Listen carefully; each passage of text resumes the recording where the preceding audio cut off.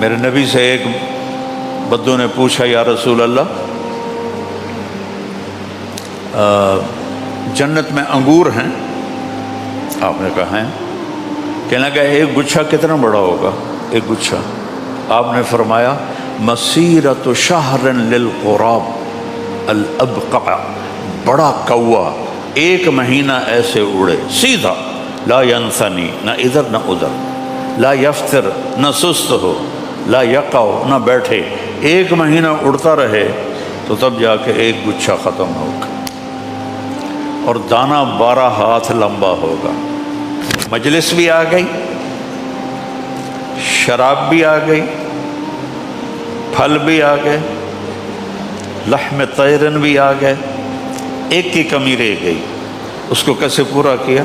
وحور عین، اور جنت کی حوریں، عین کسے کہتے ہیں؟ موٹی آنکھوں والی۔ ان کا رنگ کیسا ہوگا؟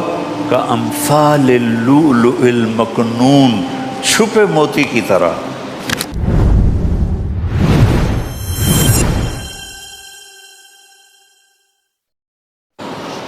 ایک جنت کا منظر پیش کرتا ہوں۔ جنت متکئین علی سرر علیہا متقابلین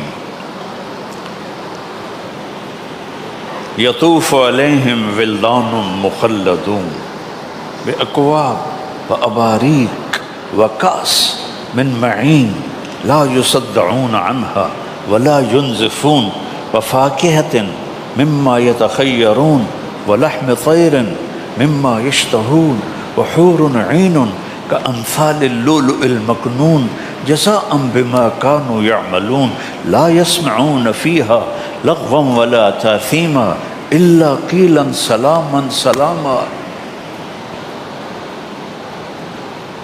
سبحان اللہ۔ سورۃ واقعہ دیکھو، میں نے جب جلالین پڑھا تھا، جلالین 2 سبق جلالین کے، پہلا پارہ 15واں پارہ، 2 مشکات کے، جلد اول جلد ثانی، اور 7 جلد ثالث ہدایہ، ایسا ہی ہوتا ہے ہاں؟ تو ان کو قرآن کہاں سے سمجھ میں آئے گا؟ جلالین ویسے ہی تفسیر کی کتاب نہیں ہے، مختصر ترجمہ ہے، اور ہدایہ ثالث ایسی خشک دماغ اڑانے والی کتاب پڑھو تو قرآن سے تمہاری مناسبت پیدا ہو ہی نہیں۔ میں نے تو بعد میں جو کیا، جو بھی کیا،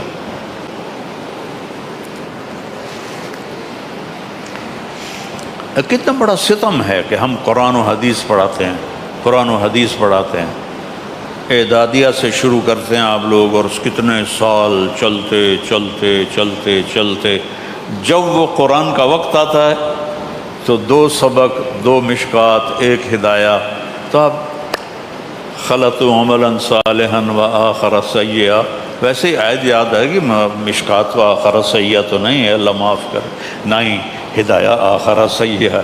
لیکن قرآن کے ساتھ جب اتنی چیزیں کٹھی ہو جائیں گی، نہیں پتہ لگے گا، اللہ کی قسم آپ کیا پڑھو۔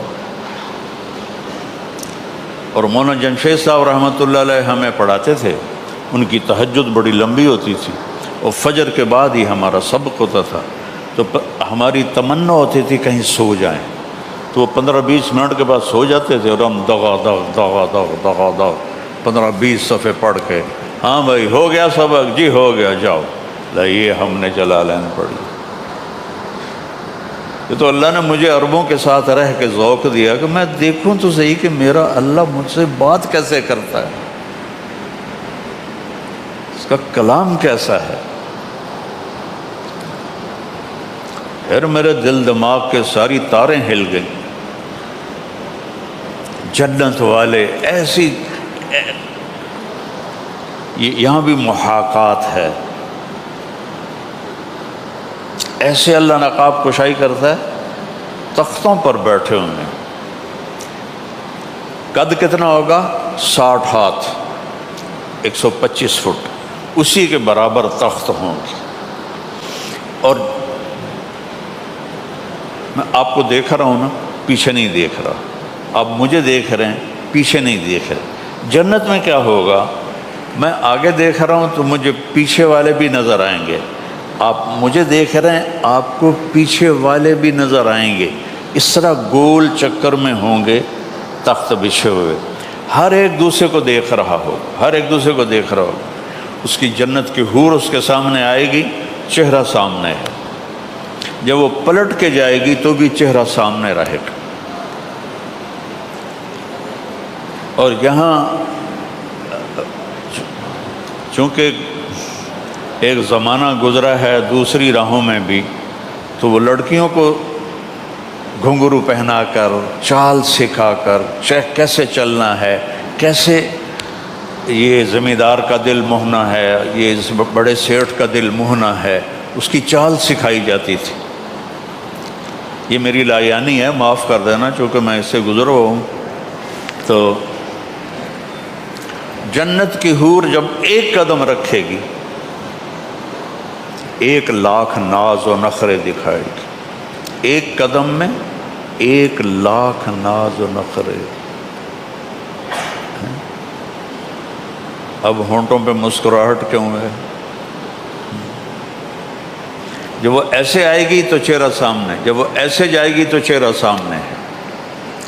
اور اب میرے نبی نے کہا پتہ ہے بِأَيِّ بَنَانٍ تُعَاطِيهِ، ایسا لگتا ہے یہ میرے نبی کی بھی ایسا لگ رہا ہے جیسے جنت کے حور مجھے جام پکڑا رہی ہے، اللہ کی قسم۔ بِأَيِّ بَنَانٍ تُعَاطِيهِ، ارے تمہیں پتہ ہے کن ہاتھوں سے تمہیں وہ کاس پکڑائے گی؟ لو ان بنانا من بنانها بدا لغلب ضوءه ضوء الشمس كما يغلب ضوء الشمس ضوء النجوم۔ اس کی انگلی کا اتنا پورا بھی سورج کو دکھا دو تو سورج اس کے سامنے نظر نہیں آئے گا، جیسے ابھی سورج کے سامنے ستارے نظر نہیں آ رہے، اتنا۔ تو ابن عباس فرماتے ہیں جب اس کا یہ حسن ہے چہرہ کیسا ہوگا؟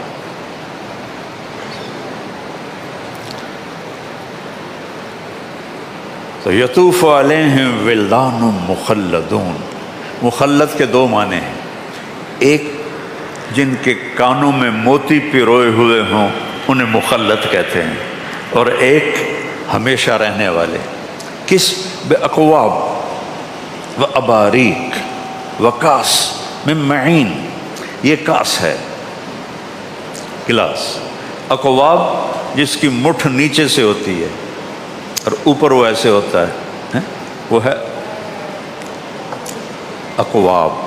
اور اباریک چائے کے کپ کی طرح جس کی مٹھ ادھر لگی ہوتی ہے۔ تو تینوں طرح کے گلاس بھی حاضر ہیں، اقواب بھی حاضر ہیں، کاس بھی حاضر ہیں، اباریک بھی حاضر ہیں۔ کس چیز کے؟ من معین، معین کی شراب سے۔ یہ دیکھو مجھے، یہ تمہیں تری نظر آ رہی ہے؟ مولوی نعمان کو تو نظر آ رہی، تمہیں نہیں نظر آئے گی، چونکہ بالکل ہے نا، یہ اتنی تری، اتنی یوں کرے باہر نکالے، آسمان پہ بیٹھ کے نیچے کر دے تو آسمان سے زمین تک خوشبو پھیل جائے گی۔ کیا چیز ہے؟ صرف اس کی بلل تری، جو جن کو رب پلائے گا وہ کیسے ہوں گے؟ فاکہۃ مما یتخیرون۔ اچھا پھر ان کی صفت بتائے، لا یصدعون عنہا ولا ینزفون، نہ سر میں درد ہوگا نہ سر چکرائے گا، پھلائیں گے۔ میرے نبی سے ایک بدو نے پوچھا یا رسول اللہ جنت میں انگور ہیں؟ آپ نے کہا ہیں۔ کہنے لگا ایک گچھا کتنا بڑا ہوگا؟ ایک گچھا، آپ نے فرمایا مسیرۃ شہر للغراب الابقع، بڑا کوا 1 مہینہ ایسے اڑے سیدھا، لا ینثنی، نہ ادھر نہ ادھر، لا یفتر، نہ سست ہو، لا یقع، نہ بیٹھے، 1 مہینہ اڑتا رہے تو تب جا کے ایک گچھا ختم ہوگا، اور دانہ 12 ہاتھ لمبا ہوگا۔ تو تربوز کتنا بڑا ہوگا؟ کیلا کتنا بڑا ہوگا؟ یہ تھائی لینڈ میں ہوتا ہے، وہ ایک پھل ہے اتنا، کٹہل کتنا بڑا ہوگا؟ دیکھا تم نے کٹہل؟ اتنی بڑی بلا ہوتا ہے، تو وہی ان تھائی لینڈ والوں کو بڑا پسند ہے، تو وہ کتنا بڑا ہوگا؟ پھر مجلس بھی آ گئی،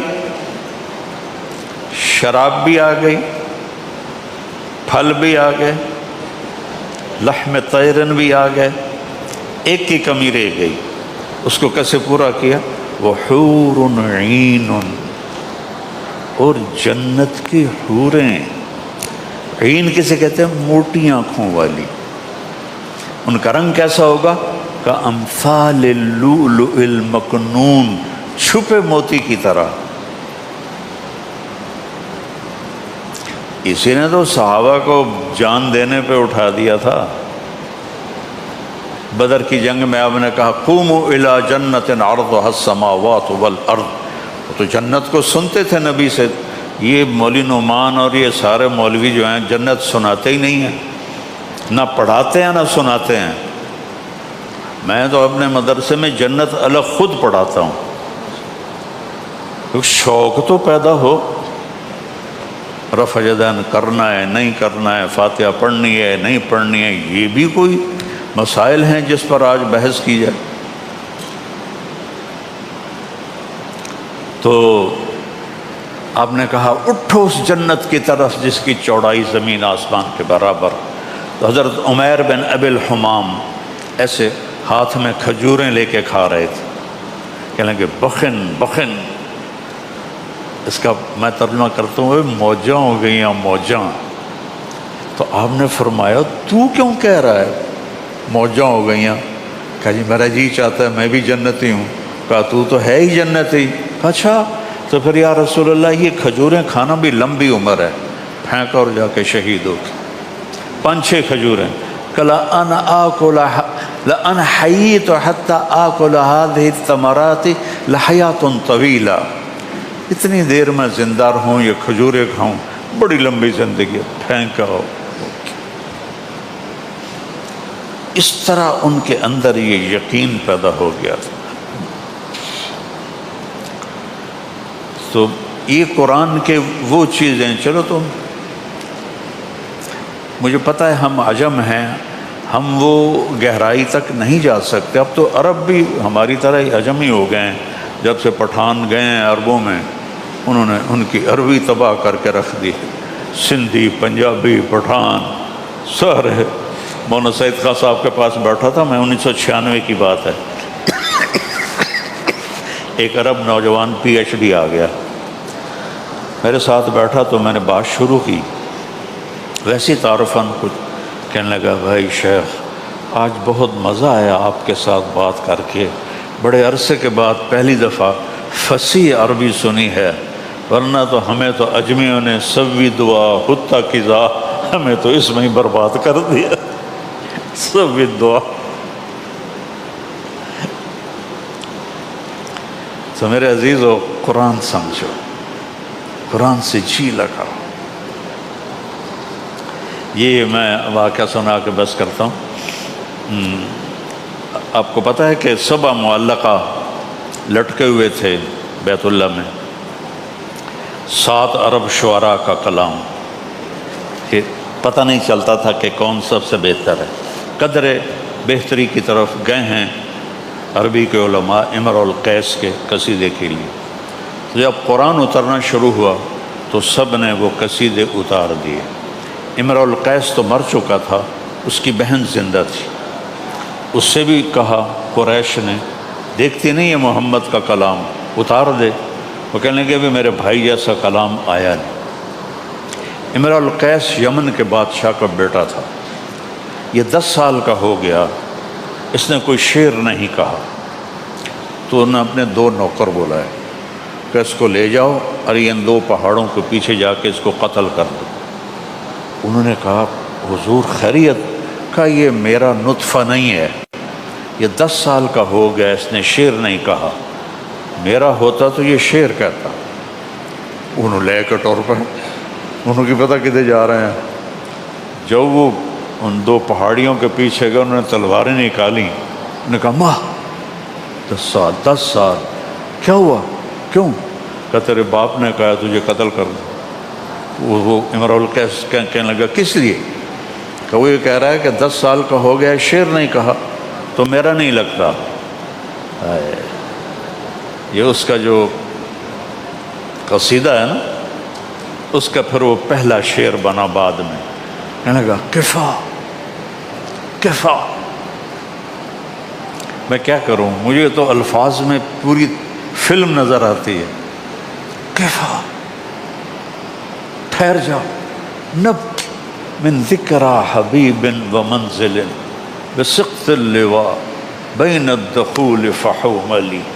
یہ تو اس نے بس ایک شعر کہا تھا، آگے پھر اس نے اس کو بڑھایا تھا۔ فتوزع فی المقرات لم یعف رسمها لما نسجتها من جنوب وشمال ترى بعر الارعام في غرساتها وقيعانها كأنه حب فلفل كأني غداة البين يوم تحمل لدى سمرات الحي ناقف حنظلي سبحان الله ناقف حنظلي وقوفا بها صحبي علي مطيهم يقولون لا تهلك أسا وتجملي وإن الشفائي عبرة مهراقة فهل عند رسم دارس من معولي ففاضت دموع العين مني صبابة على النحر حتى بل الدمع محملي۔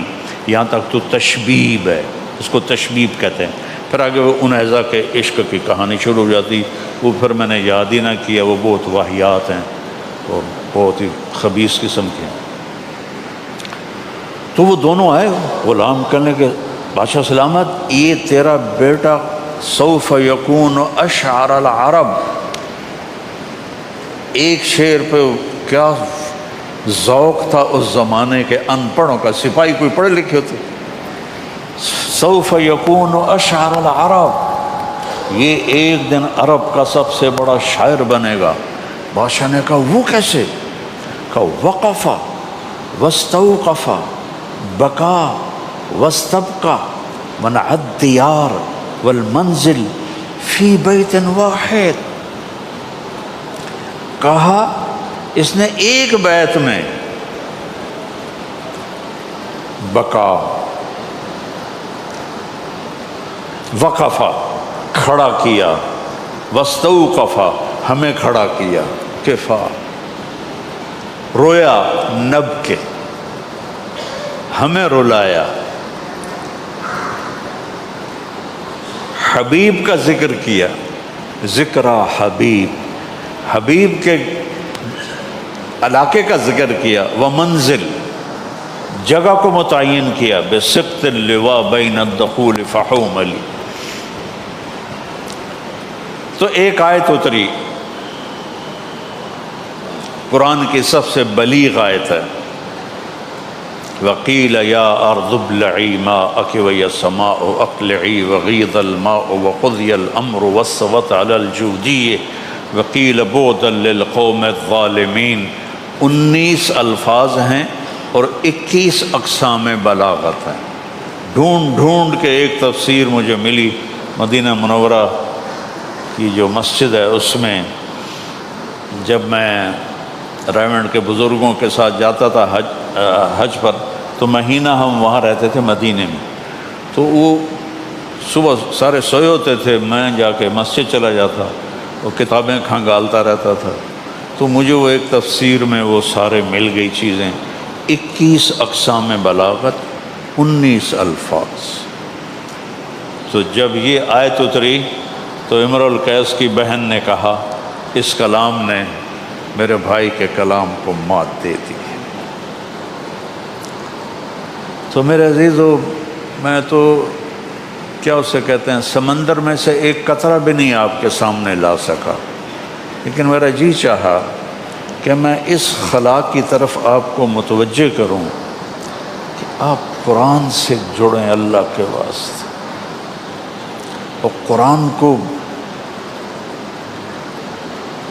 کہ حسن کو دیکھنے کی کوشش۔ جیسے یہ بچہ بیٹا نابینا بیٹھا نا میرے سامنے، اب یہ الفاظ تو سن رہا ہے، میری شکل تو نہیں دیکھ رہا، تو ہم بھی قرآن کے سامنے ایسے ہی اندھے ہیں، ہم پڑھتے بھی ہیں، ہم سنتے بھی ہیں، لیکن جو اس کا جمالیاتی حسن ہے وہ ہماری آنکھوں سے دور۔